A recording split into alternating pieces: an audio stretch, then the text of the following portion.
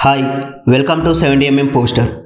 ఈరోజు మనం మాట్లాడుకోబోయే వ్యక్తి గురించి కొందరు ఆయనని విప్లవాత్మక దర్శకుడు అంటారు, కొందరు సహజతత్వానికి ప్రతీక అంటారు, ఇంకొందరు ఆయనని కొత్త తరానికి ఆశలు నింపిన వాడిగా వర్ణిస్తారు. కానీ సినీ ప్రపంచం మొత్తానికి ఆయన మాత్రం ఒక కథలతో మనసులు గెలిచిన మహాకవి. మన ప్రఖ్యాత రచయిత విజయేంద్ర ప్రసాద్ గారిలా వర్ణించాలంటే ఒక విప్లవం తెచ్చిన ఒక బుద్ధుడు, నిజ జీవితాన్ని తెరపై చూపించిన ఒక ఆచార్యుడు, హృదయాలను కదిలించే ఒక మాంత్రికుడు, కష్టాల నుండి కలల దాకా తీసుకెళ్లే ఒక యోధుడు అని మనం చెప్పుకోవచ్చు. ఆయనలో ఉంది ఆత్మ లోతైన భావోద్వేగం, సాధారణంలో అసాధారణం కనబడే చూపు, కలలను నిజం చేసే తపన, కథలు చెప్పే శక్తి. సినిమాలో సహజతత్వం అంటే ఏమిటో చూపించాడు.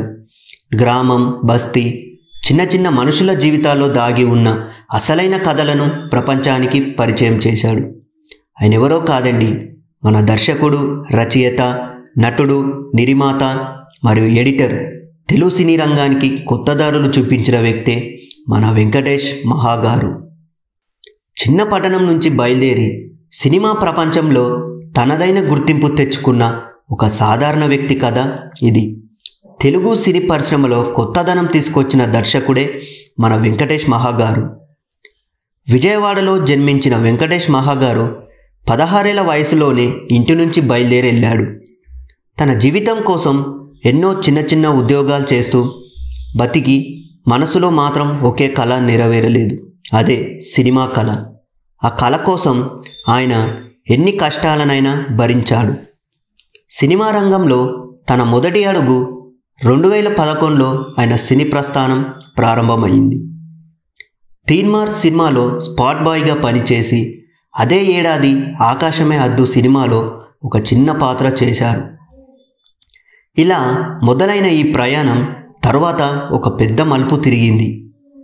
2018లో కొత్త నటులతో తెరకెక్కించిన కేర్ ఆఫ్ కంచరపాలెం తెలుగు సినిమాకి ఒక విప్లవాత్మక మార్పు తీసుకొచ్చింది.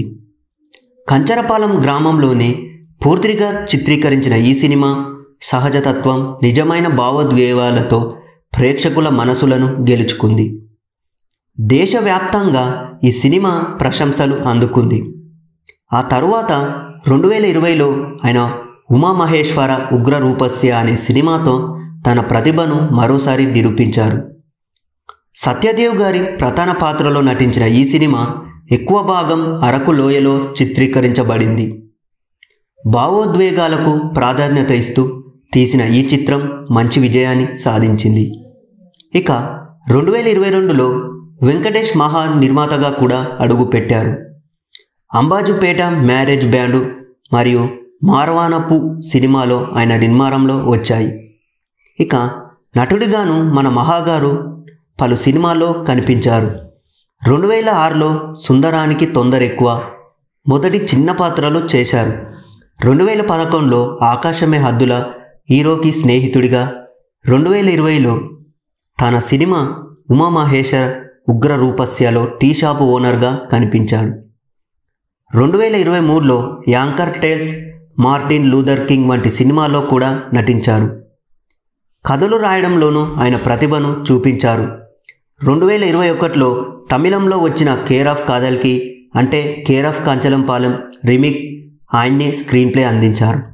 అలాగే 2023లో మార్టిన్ లూథర్ కింగ్ కూడా స్క్రీన్ ప్లే చేశారు. దర్శకుడు, రచయిత, నటుడు, నిర్మాతగానే కాకుండా ఎడిటర్గా కూడా ఆయన తన టాలెంట్ను చూపించారు. సినిమాకి ఏ సన్నివేశం ఎలా సరిపోతుంది, ఏ కట్ ఎక్కడ బాగుంటుందో తెలిసిన ఆయన ఎడిటింగ్లోనూ తనదైన ముద్ర వేశారు. ఇక 2019లో కేర్ ఆఫ్ కంచరపాలెం సినిమాకు గాను ఉత్తమ దర్శకుడిగా ఫిలింఫేర్ అవార్డు అందుకున్నారు. ఆయన ప్రతిభను పెద్ద ఎత్తున గుర్తించారు. 2021లో ఉమామహేశ్వర ఉగ్ర రూపస్య సినిమాకు సైతం ఉత్తమ దర్శకుడి అవార్డు దక్కింది.